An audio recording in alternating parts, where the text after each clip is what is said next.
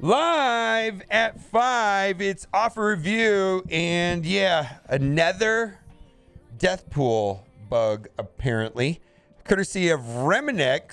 So what we can see right here, I think the key thing about this is what I'm hearing is that this is a 6 red Deathpool, and I'm hearing that this happens on 6 red and 7 red Deathpools only when she has offense up and the opponent has defense down. And you can see here she's got the 5 charges. Guess how much damage she's going to do? What, 12 million? 18 million? A gabillion damage? Well, how about this magical number right here? 54. Not only did she do 54 damage, but she healed herself for 14. Oh man, look at that. Look at that healing right there. 14 healing. So my best guess on this is that there's some sort of damage cap built into the game, and she's going over that. But fix your game, Scopely. Oh my God. Anyways, another death. So the question is this: who is more bugged, Shang-Chi or Deathpool? Man, they both had some issues, man, for sure. I can't wait for Omega Reg to work incorrectly. Ugh. Also, Rastalin said, did Scopely really improve their orange gear economy? Now, I want to say this. I was video to that. Will be up here in the top right-hand corner if you didn't catch the video from earlier today, where I was actually pretty excited about some changes to Gear 13 and Gear 14, where basically they're just allowing you to buy more at slightly better prices inside of the War Store and inside of the Supply Gold Store, right? First, this is a huge improvement for newer mid-game players, but even for them, I feel Scopely could have done more. For vets, I feel Scopely is wagging the dot and tricking players into these orange gear economy improvements. I say that because basically a lot of words to say Scopely is making it less painful to buy orange gear from the stores. This is true. And what I wasn't taking into consideration is maybe people don't have an abundance of gold. Well, nobody has an abundance of gold. I knew that. But the gold thing, I have an abundance of War Store currency. So I looked at these changes like, cool, I can get more stuff for less War Store. So like it's a small change, but it felt like it was a step in the right direction. But this is a different point of view, and I like it. It says, I say this because it's basically a lot of words saying Scopely is making it less painful to buy orange gear from the stores. It distracts from the truth that they actually haven't done anything outside of supply parts to that stores to make orange gear more farmable. They didn't improve any of the orange orbs. They didn't improve any of the campaign nodes. When Blue ISO was released, they made real improvements to the Green ISO economy. Yes. But that was also in part because how terrible the green part was. I would love to see that with the 14s, for example. For the 14 cam nodes, double the drops and or let the farm the nodes 20 times instead of only 10. Yes, yes, yes. That sounds like a great improvement. Or guarantee 13s and elite orange orbs. Or let normal orbs drop 15s or 14s or 13s. Yes. Anything that would have given genuine improvements for orange gear farming. I agree. It could have been better. And the store supply part is not as great as seem at first glance. First, players should budget how much gold they want to spend per store per day. If you don't do this, you'll probably run into gold storage problems very quickly. I agree. Second, if you're a vet, you have to choose between buying teal gear and buying orange gear. If you're buying teal gear, how much orange gear pricing and quantity improvements really are going to help you? Valid points. Valid points. I'm still happy with the changes on some level, but could they have been better? 1,000%. And after reading this post, maybe my enthusiasm to the changes were a little over the top. Let's go to this. Should I leave my alliance? Been with him almost a year. All very friendly, but far too casual for me. Find myself number 1 in every raid, MVP almost every war. I have been the highest TCP, 7.5 million. Enjoy the game and like the crew, but I'm debating it's worth staying considering they'll never likely ever even start Doom 1. Any tips? So I got to say 2 things. I have been saying this for a minute now, for maybe at least a year or two, that for me personally, I don't want to be at the top of my alliance and I don't want to be at the very bottom of my alliance. I don't want to be carried. I don't want to be carrying everybody, and I don't want to be carried. And I feel myself more personally and most comfortable being in the middle of my alliance, and I do my part and we work along and I'm with like-minded people. And that is fine for me. The problem I'm having is that this concept that I just pitched out there, Scopely is shoving it down our throats right now, saying your progression in Dark Dimension 5, in Doom 2, in Dormammu is tied to your alliance, and you need to do that. It's being shoved down our throats. Where before it was just a personal choice. Like I had this idea in my head that, yeah, I just don't want to be at the top. I don't want to be at the bottom. And to answer this question is, yeah, I think you should jump. And that's kind of a horrible thing to say, given how many people have built relationships with people, or maybe you're in alliance. You know, it's just it's a bad feeling all around that this is being forced down our throats, where you have to do it. Let's get to offer review. We got a couple different offers here. Yesterday, I guess there was a Kestrel offer. I hope that you considered that if you saw that, if you don't have Kestrel unlocked. I didn't see it myself on my account. Not a fan of these. We kind of fully explored this the first day it came out, and it didn't seem like there was a lot of return on what you get. Also, not a fan of any of these Gear Tier 15 offers or 14 offers. Frankly, the 14 offers, I think it's better if you just wait a couple days. The pricing and the gold and the pricing for the war currency will be coming down when the patch goes live on the 29th, according to yesterday's blog post, which is going to be Wednesday. We'll see if that happens. Let's move on. Not a fan of that at all. Like, if you want to get a lot of people got the Carnage costume already. I guess if you see that Carnage costume being worth it, then that's up to you. Again, all this stuff probably, is going to have more favorable returns on patch day in the War Store and the Gold Store than they are currently. Plus, this is not a great deal, even if that wasn't happening. Same. Trash.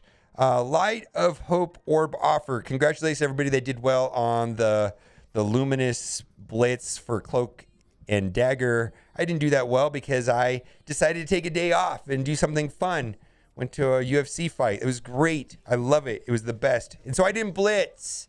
So I ended up buying one of these. I didn't get much, but figured, I took the day off from blitzing and I spent $20. That's really sad when you think of it like that. But anyways, this is the orb that gives minimum 6, maximum 180. Average is about 9. And it is what it is. But for me, I want to get Cloak and Dagger to about 5 stars because I think that's kind of where I'm targeting them for myself as far as yellow stars. Let's move on. Not a great deal. This is not a meaningful amount. And I have an abundance of these. It's just not. It's not a meaningful amount. I need 1 million of these.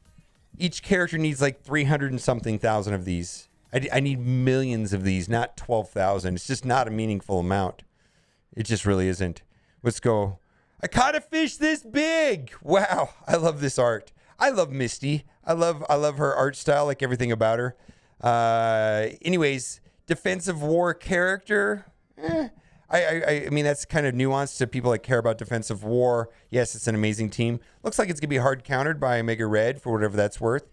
50 character shards for $30. That's kind of the pricing that, I personally think of when I think about characters like Kestrel or characters that are going to help me unlock a legendary. So Misty doesn't necessarily do that. So I can't say this is a high demand character and worth spending 50 character shards for $30. Premium Orb pack, no. At best, Premium Orbs are worth a buck a piece. That's like $11, and that's 3 Arena Orbs. I don't even know what those are worth. And they have like a 10% chance of dropping like Phyla. I don't get it. I don't get it. They're not worth $10. I mean, one of Orb might be worth 50 cents or something. I don't know. Pretty terrible offer. Legacy 2 Orb Bundle. So this does have a small amount of gold and purple gear in it as well. And I value these orbs about 33 cents a piece. They do have some great characters in there. Year 2 characters. That's what the Legacy 2 is for the year 2 of the game, is my guess. Not going to buy this. Let's move on. ISO8 energy offer. So yeah, I think we're all predicting that when the patch goes live on Wednesday, that war slots will be increased by 2, meaning you're going to probably have to have 2 extra war defense teams and 2 extra war offense teams. And these new war room bonuses for this war ready requiring ISO 4 which was in the playtest servers, and I have no reason to believe that that's not going to happen. So I think a lot of people are probably going to be considering this right now to get some of their teams ready and up to ISO level 4. I know I've been working on it for a minute now. So any offer that has, energy here, I'm going to be a fan of. Not so much a fan of the orbs. Also, this will help you get towards level 85. Let's move on. Nope.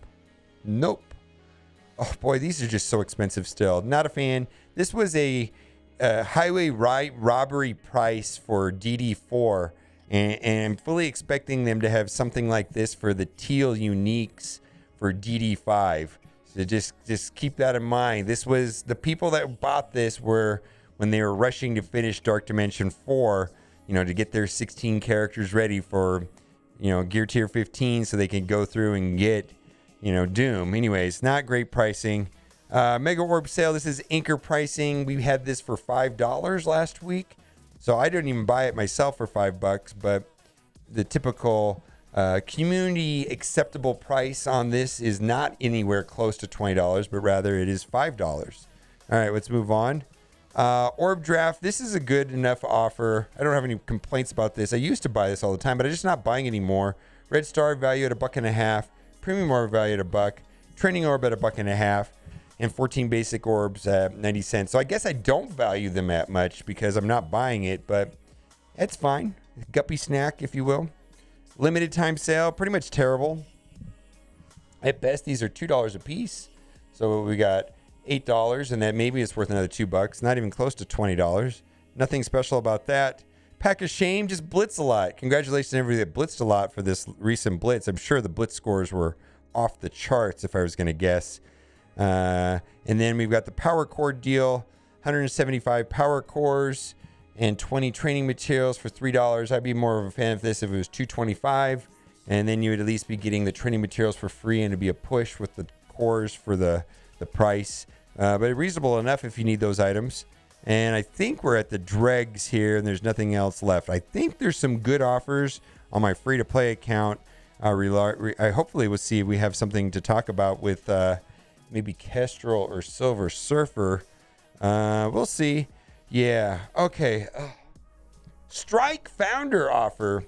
Yeah, that's right. For you guys that didn't know that Kestrel is the founder of Strike. She is the Strike founder. Guess what tag she does not have? That's right. She does not have the Strike tag. Does that make any sense to you? No, it doesn't have to. Just spend money and don't think about things. That's what Scopely says. Anyways, I don't know how to put this without feeling weird. I guess I'll just say it. 50 character shards for $35 is the most expensive price that they sell these for. That's worth about $1.50. That's worth about $2. By no means in stretch of the imagination that this is a good value. However, Kestrel is hands down best character in the game. If you're going to spend $35 for 50 character shards, this is the character to do it. If you're like, she just is. I don't know what to tell you. It kind of hurts my soul to even say that out loud. Let's move on. If you're in the market to spend $35 for 50 character shards, that's the thing you do all the time. You should be doing it on Kestrel. That's what I'm trying to say. I don't know. It is what it is. Let's see what else we have here on this. Caught a fish this big. Minerva. See, I think you should just get her through normal means. I don't see the rush to get her, although she's a very good character at low star levels.